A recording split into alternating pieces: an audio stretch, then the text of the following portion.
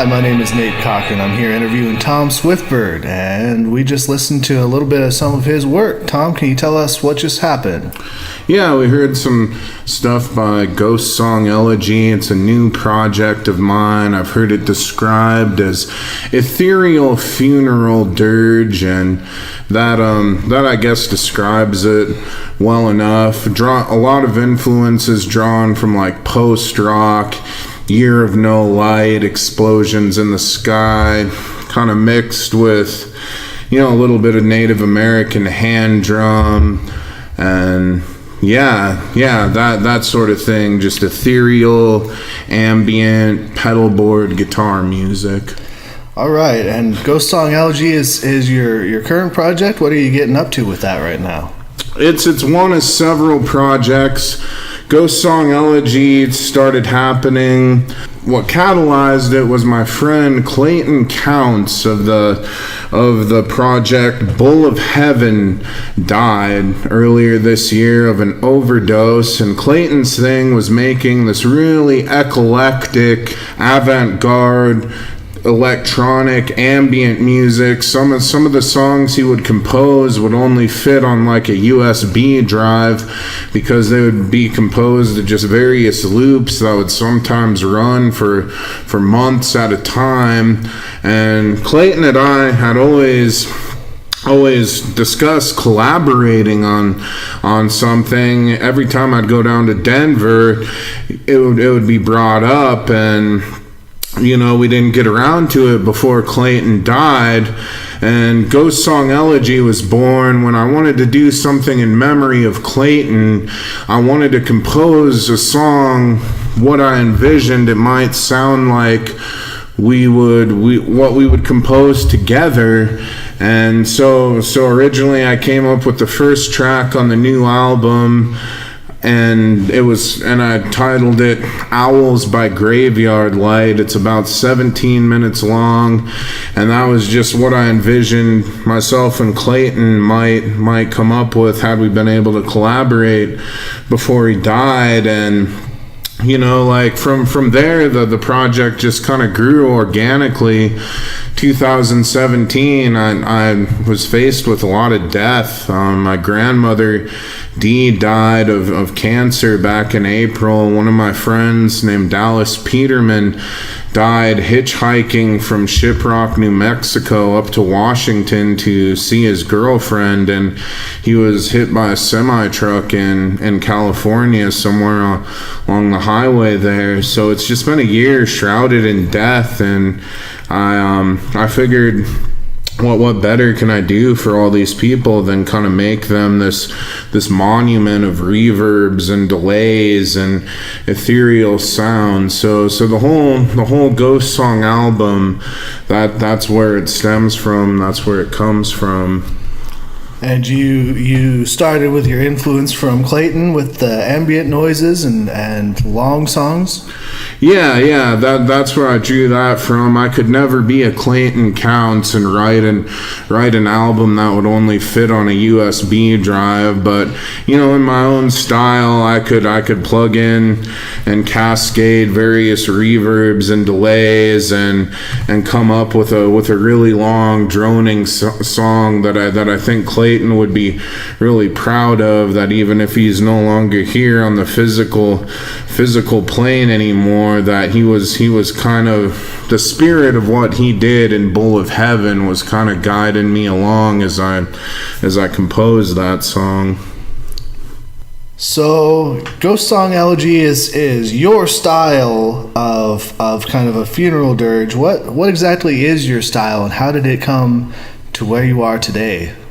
Yeah, Ghost Song Elegy is kind of a funeral dirge, kind of this ethereal, spacey music.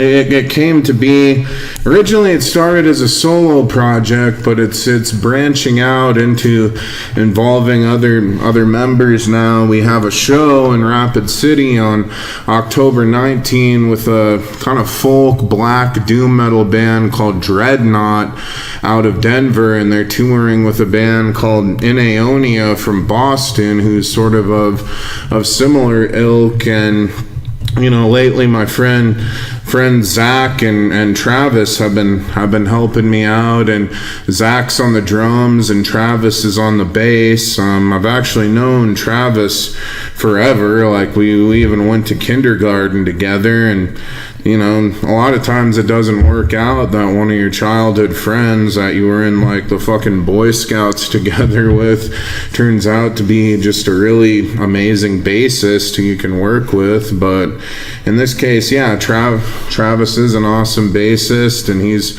joined up, and he adds a lot to the project. There's a lot of dimensionality he brings that wasn't there with me originally, because I'm someone who, like, I can play the bass if I need to play the bass.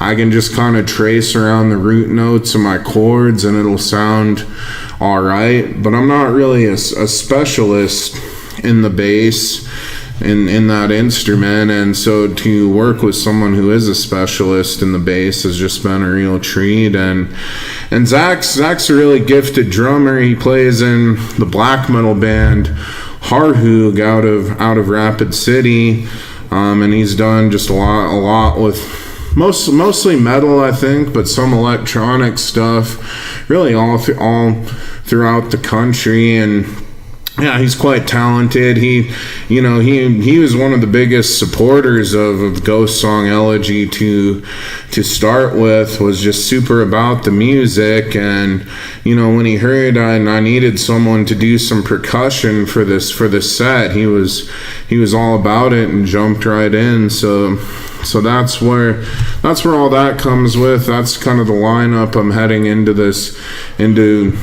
show with, and we haven't wrote anything together as of yet. I don't envision Ghost Song Elegy to really be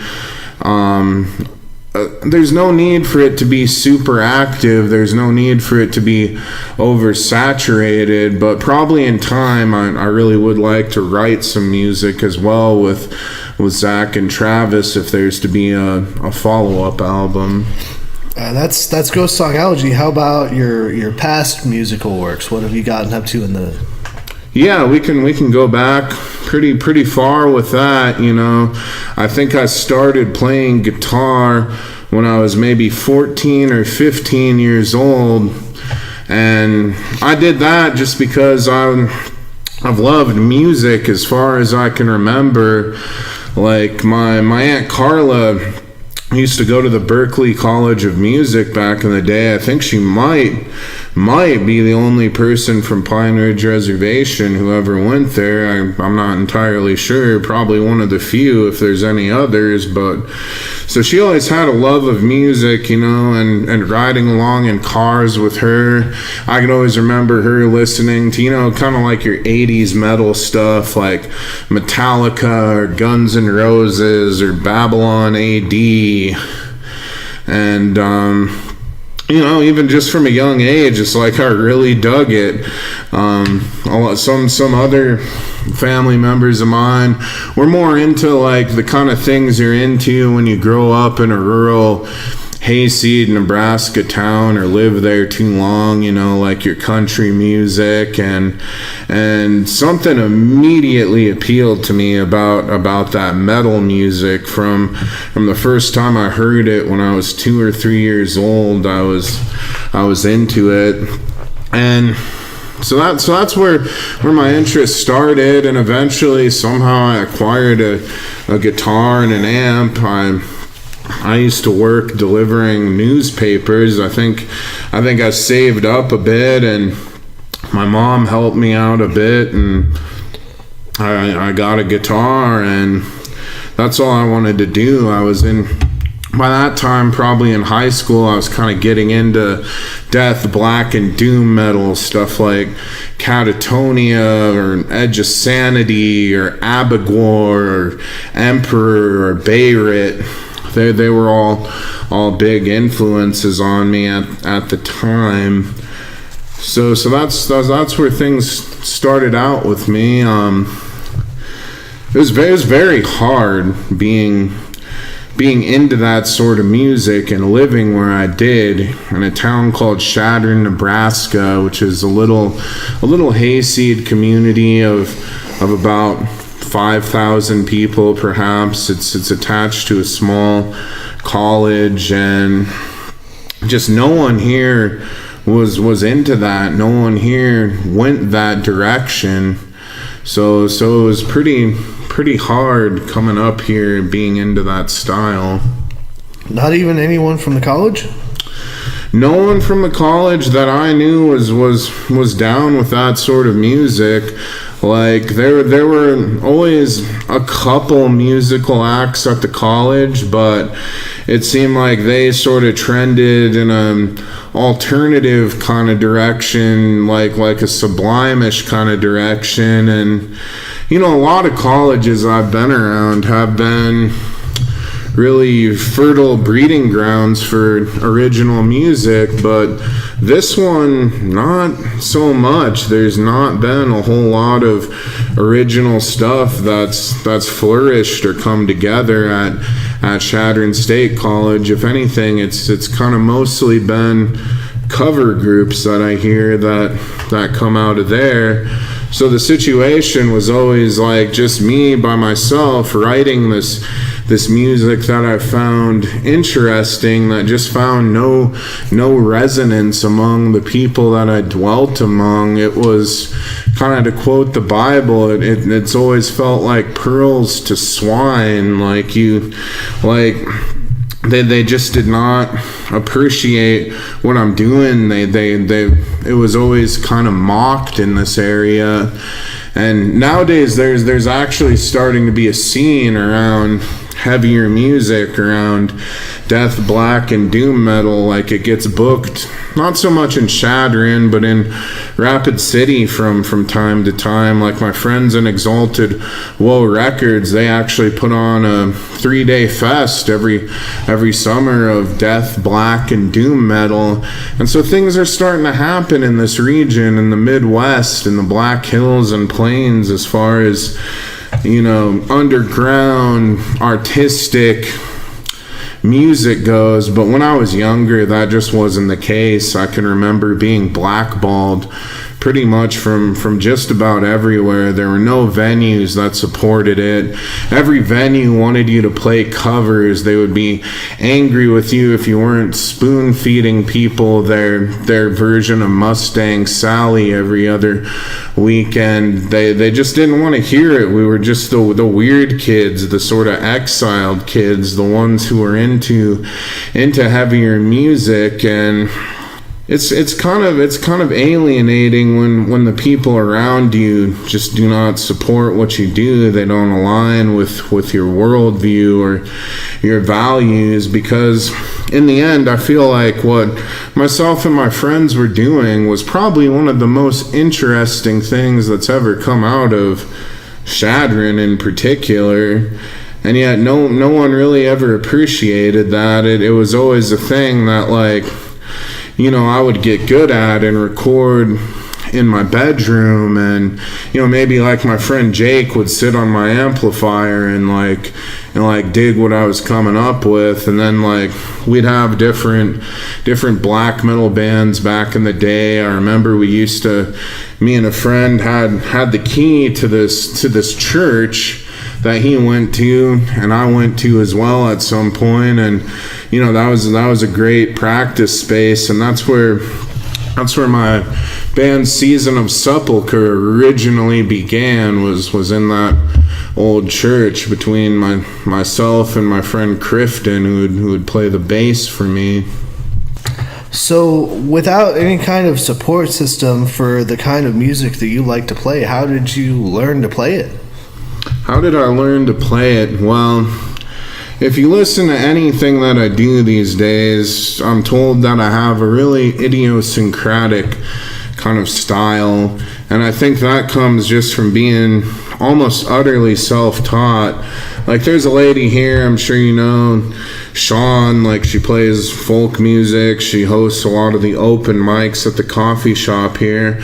And Sean is great. Sean was the one who originally, when I was a teenager, she taught me the basic chords, like your A minor, your C chord, your G chord, and that was really almost the only instruction that I've ever had in music. The rest I figured it out on my own. Just the DIY spirit, man, of with a lot of hard work and innovation, you can get anywhere you need to go. I could remember as a teenager, I would email these bands in like Norway and Sweden and Finland and just be asking them pretty much like, how do you get your guitar tone? How do you sound like that? How do I play like you? Like, because as a kid growing up in this rural nowhere, like, I had no mentors. There were no paths to follow. And some of them were nice enough to give me some tips, to even tab out some of their own songs that I could play along to. And that's just bit by bit how I started to get better, to get my own sound, coming up in a place where there's just no paths. And that's one thing I like, about like things my friends in, say, Exalted Woe Records are doing, and that there is kind of starting to be a path out here in the Midwest and the Plains and the Black Hills. Like, I think it would, like, 17 or 18-year-old Tom Swiftbird would get by a lot better in the current scene. Like wanting to learn how to play black metal guitar, I wouldn't have to be emailing fucking strangers cold in Finland. I could just go talk to somebody like my friend Grant, who plays with Harhug, ask him how he has his stuff set up.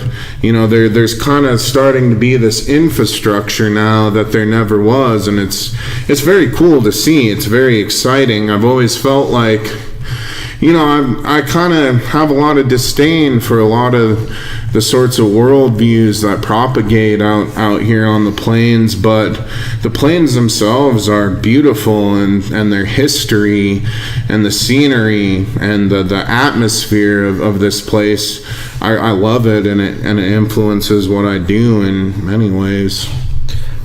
Do you think that scenery and history influenced what you play?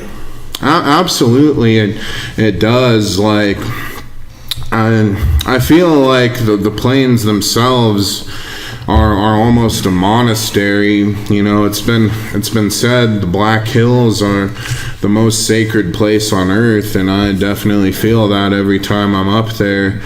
Like one of the most beautiful things I ever got to experience was going up to a place called Pei Schwa. I think that's a Lakota word, roughly translates to the heart of everything that is. But one of the most beautiful experiences of my life was being able to go up to Pei Schwa with my uncle Wilmer Mestith, who was a teacher at Oglala Lakota College. He's since passed away, but he was a teacher of culture and kind of this keeper of stories, and one of the main people revitalizing the Lakota language. And myself and another group, we got to go to Pei Schwa with Wilmer, and just hike up there and talk and walk as he would point out various things and tell us what seemed like hours worth of stories, of legends, of old history. And so it's stuff like that really does find representation in the music and artwork I make. It's kind of the heart and soul of it. I feel like the plains, like, for someone like me and the perspectives I hold, just every sort of way, politically, the value system I have, it seems like it doesn't really fit in here with a lot of the people, but like, that history, that culture, just the isolation of it, I find it so invigorating, so inspiring. You know, like you and me go out sometimes to take photography, do some pictures of the stars out in the Pine Ridge or the plains, and I draw a lot of inspiration from that. There's just something about the isolation of it, something about being out where there's no real light pollution or street lights, and you know, you can just kind of feel how small you are. And it's terrifying in a sense, but it's something really revelatory in another sense, in that here I am, part of this like great chain of being of nature, and like just part of all these natural cycles, and you know, coming up from the dust and returning from the dust, just, you know, very, very conscious in those moments of how little of a speck I am in the big scheme of it all. And yeah, a lot of moments like that, absolutely integral, and really, really the heart of a lot of the art I create, the things I write, the music I make. Well, do you think you have any plans for the future after Ghost Song Elegy, or is that just still up in the air?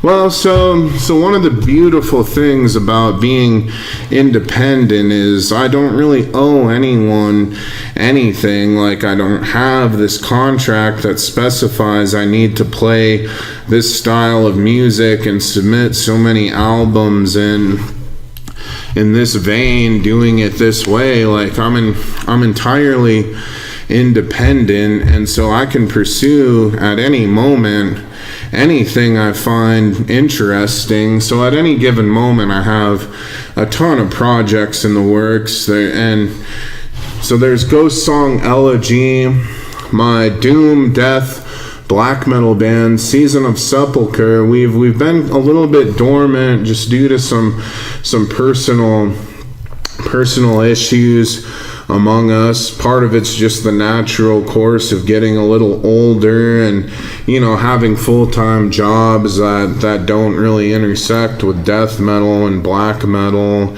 And you know, my guitarist John there, he got custody of his kid, and he's just focused on doing the dad thing and doing it well, and I respect the hell out of that. But like that, the end result of all this on both of our parts is we don't have as much time as we used to for Season of Sepulchre. But Season of Sepulchre is definitely still an active thing, where we're in the process of writing a second EP now, slowly as it's going, and eventually we'll probably come to the point where we'll start to play live again.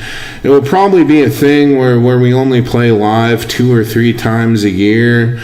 Like, I'm really cautious of oversaturating with anything I do, because I like the performances to be special. I like them to mean something a little more than just like, you know, here's 2 bros in their track pants and sweatshirt and like getting up there and plodding along. Like, I like them to really mean something, and I think part of the way they mean something is by not oversaturating with it, and half of that is so the listeners, the people who come to these shows, don't get tired of it. But honestly, half of it is for us as performers, because like if you're playing it every single week, like down at the VFW or wherever, you know, it starts to just kind of become this droll sort of thing. It becomes this tedious kind of thing where if it's only 2 or 3 times a year, it's a lot more magical in a sense. It feels like almost you're getting prepared for this important ritual that's going to occur. So, considering you've got long-term plans for Season of Sepulchre, and you basically started off your musical career with them, how did that start?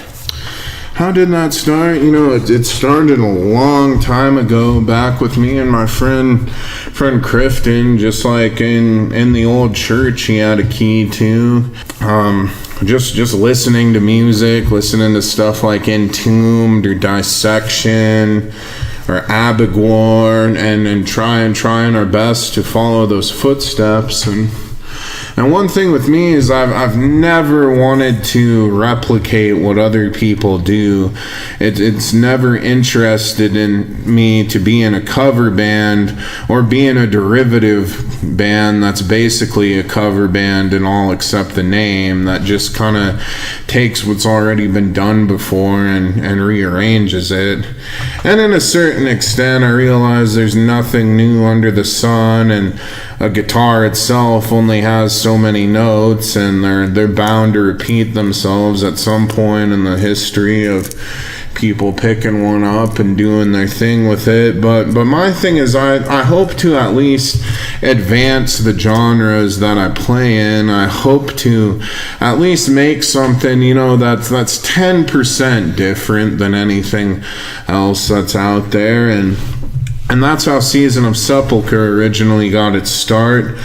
The name itself comes from a song by the black metal band Samuel. They have this really badass song called After the Sepulchre, and I thought, all right, that's what we're going to be called. We're going to call ourselves After the Sepulchre. But a quick little Google search revealed somebody already had that idea, and there was already an metal After the Sepulchre. So I figured I would pay them some homage just by taking the word and putting it in something else, and that's where Season of Sepulchre came from. So we played throughout high school. It didn't really get far. We put some stuff up on the internet. Where it really started to take off was when I met my friend John Decker. We were both technology students up at Oglala Lakota College, and we were on this internship together in Madison, South Dakota, and I saw he had this Guitar World magazine, so I said, hey, you heard of guitar before? And he said, yeah. And I showed him some stuff I'd done in the past. He showed me some stuff he'd done in the past, and it's like, I think by the end of the first night of meeting each other, it's like, we should work together. And so we made plans for that, and eventually once we got back to Pine Ridge Res, where we were both students at Oglala Lakota College, we started writing songs together. We started conceptualizing songs together, and really, I can't envision Season of Sepulchre without John these days. The core of that project is myself and John, and even if I'm writing black death or doom metal, that name is now going to be reserved for things I do with myself and John. So that's where we started. I could get into a bit of just where that went and stuff if you want me to. Well, how do you think, considering there was no metal scene when you started and there is now, do you think Season of Sepulchre played a part in that?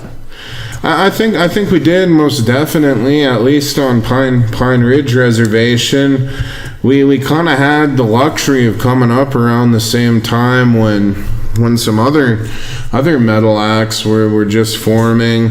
For a brief little period in time there, Pine Ridge Res was a hotbed of metal music, because you had us going, and we played doom, death, black metal.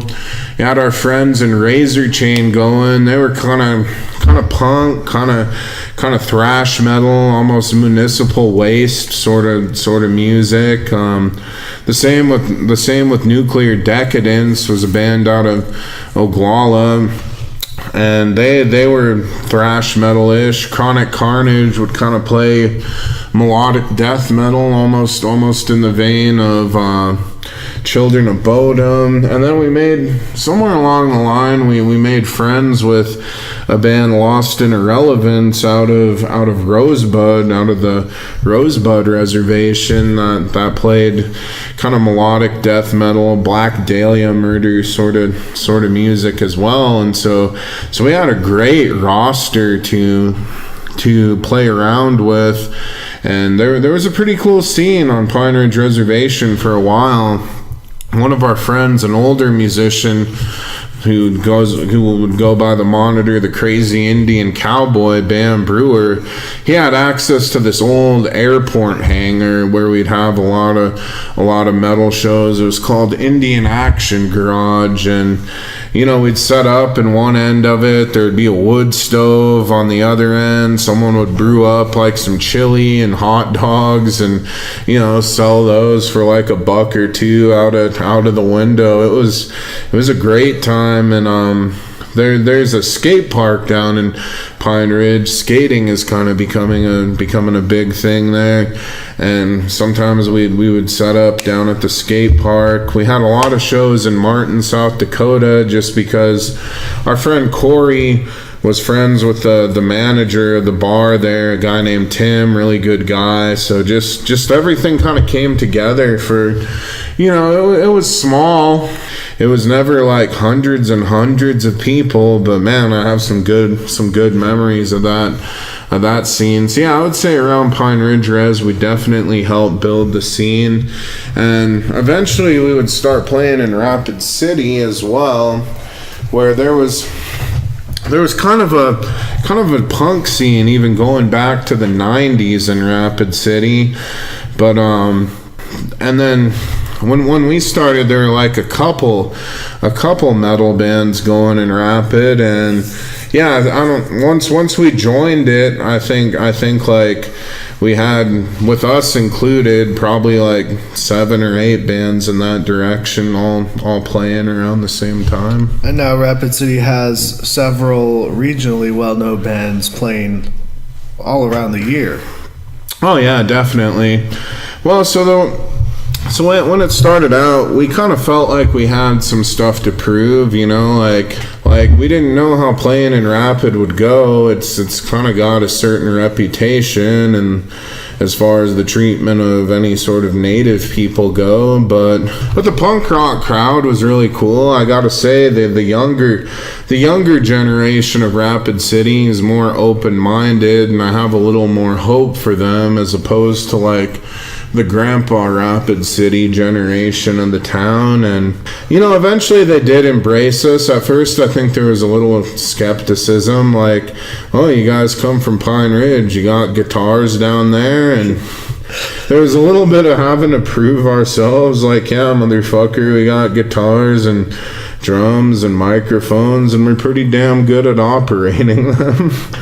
And but yeah, so there was a little bit of that at first, but eventually I think we did prove ourselves, and people really enjoyed what we were doing. We were partnered up with a group called Kipple City Productions at the time, which was our friends Rachel and Bob and a guy named Brian.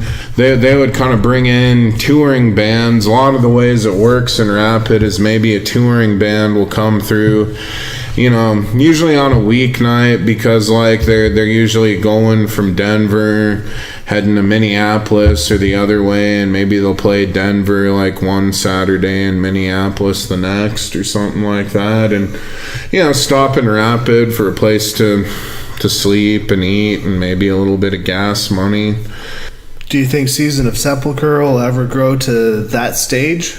I don't think so. I don't think that's what we're focused on. Talking with John, our main thing is probably going to be writing and composition. It's possible we would tour on that level, but yeah, Season of Sepulchre for the moment is mostly composition, and I think that's the way we want it to be, like composition. And if like a really interesting show comes along, come out once or twice a year for that. Speaking of some other projects, just started another doom death black metal band with my friend Zach. It's called Ochpaza, which is the Lakota word for darkness, and I think that will go live somewhat. But again, like the thrust of this has never been to be really huge. Like, we're not aspiring to be rock stars, like as far as like getting on the radio goes, or like playing with bands that are in the mainstream. Like, we don't care.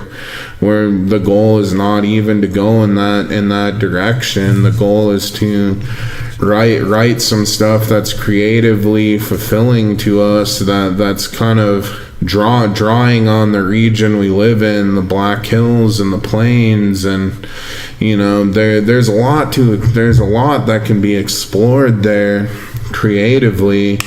And I mean, I'm not opposed to if like organically just doing that someday it would become a big thing that a lot of people enjoyed. But just realistically, I'm kind of okay with it being in the underground too, to be honest. Like I like that the music itself, like you kind of got to search for it.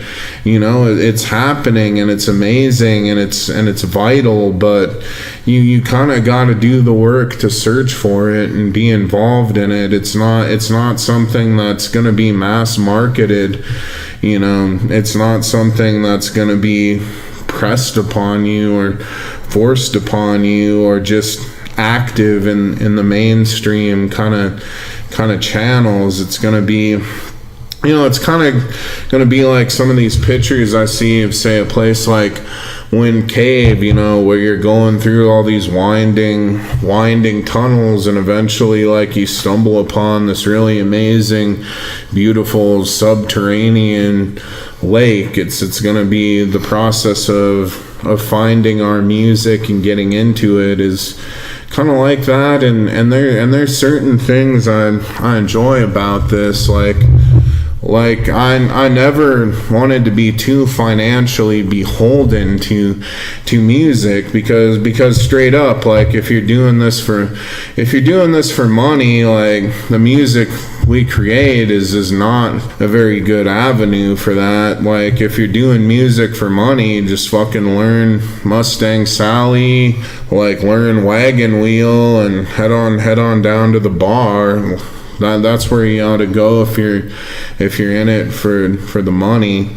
And I heard a quote from an old Cynic philosopher named Diogenes of Sinope, because people kind of get on me sometimes. It's like, well, Tom, you're a good guitarist, like why don't you make some money with it? Like why don't you learn the Mustang Sally and Wagon Wheel songs and head out and make some money to it? And I'm always reminded of this dialogue Diogenes had with Plato that went something like, Plato told Diogenes, like, if you'd come to court and be the court philosopher, you wouldn't have to wash lettuce for a living. And Diogenes responded, if you washed lettuce for a living, you wouldn't have to go to court.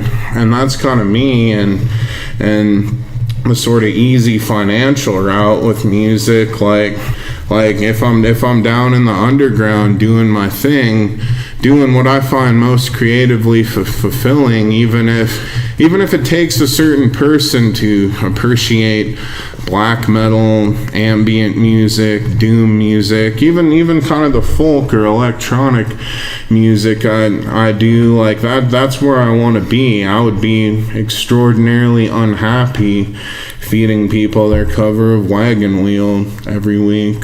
So considering that your music is kind of underground, and you said you kind of wanted people to work to go find it, those people listening to us right now probably have done some work to find this recording. Could you tell them when the next time you're performing live is? Do you have anything planned out in the future?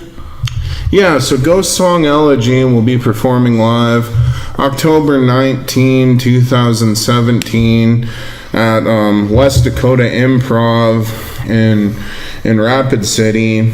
And West Dakota Improv has been a great little venue. It's just great to see kind of the whole music scene build up, because I guess, not naming any names, but being involved in the Rapid scene for several years, like four or 5 years ago, the venues you would get involved with, like, they kind of tolerated the music, which, I mean, is better than 10 years ago when, like, no one would even allow the music. But yeah, 5 years or so, the venues we had at that time, it seemed like they kind of tolerated the music, but they really weren't crazy about it. But it seems like now some of the venues that are going, like West Dakota Improv, they're all about supporting the music, encouraging the arts, and it's been really great to work with them and see a few shows there. And this is actually going to be my first time performing down there. I guess I've seen probably about a dozen shows there now. And yeah, I'm just really looking forward to it. It's a great little venue, great people run the place. All right. Well, thank you so much for talking to me today. Is there anything you'd like to add to this whole endeavor? No, I think we really covered everything there. Yeah, thanks a lot for interviewing me. My pleasure.